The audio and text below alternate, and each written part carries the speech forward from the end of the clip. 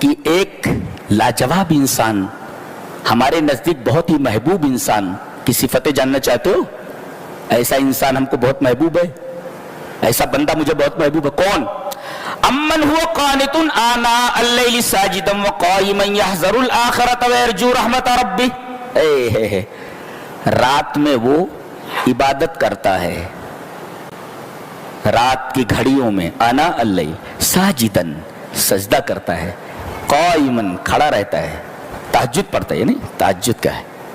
تہجد پڑھتا ہے رات میں، اور تہجد پڑھنے کے بعد بھی یحذر الآخرۃ، آخرت سے ڈرتا ہے، ویرجو رحمت ربی، اور اپنے رب کی رحمت کی امید کرتا ہے. جتنے بھی قیام اللیل کرنے والے ہیں، ابھی 2 بجے سے کھڑے ہوں گے نا، یہ ان کے لیے ہے. تو آپ تو ایک کام کر رہے ہو کیا کہ رات کی گھڑیوں میں سجدہ اور قیام کر رہے ہو کہ نہیں؟ ایک چیز تو ہے، لیکن 2 چیزیں اور ہونا چاہیے. اگر یہ 2 چیزیں نہیں ہیں تو قیام اللیل بیکار ہے. کیا؟ اگر کوئی آدمی یہ کہہ دے کہ میں نے قیام اللیل کر لیا، مجھے جنت مل گئی، نہیں، قیام اللیل کرنے کے بعد 2 چیزیں ضروری ہیں. ڈرتے رہو، پتہ نہیں قبول ہوئی کہ نہیں ہوئی ہے قیام اللیل کی نمازیں، تو ڈرو، اور ساتھ ساتھ مایوس بھی مت ہو.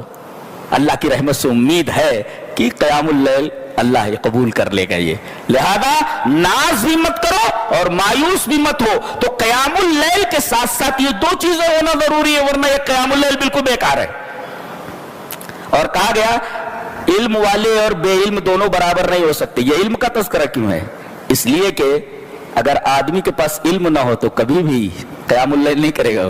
اسے معلوم نہ ہو کہ کچھ ملنے والا ہے، تبھی تو علم ہونا چاہیے نا کہ کیوں ہم قیام اللیل کر رہے ہیں. اگر علم نہیں ہے تو قیام اللیل نہیں کر سکتا، اور جتنا زیادہ علم ہوگا اتنا ہی زیادہ خوشو ہوگا اس کے قیام اللیل میں. جی یہ بات بتائیے.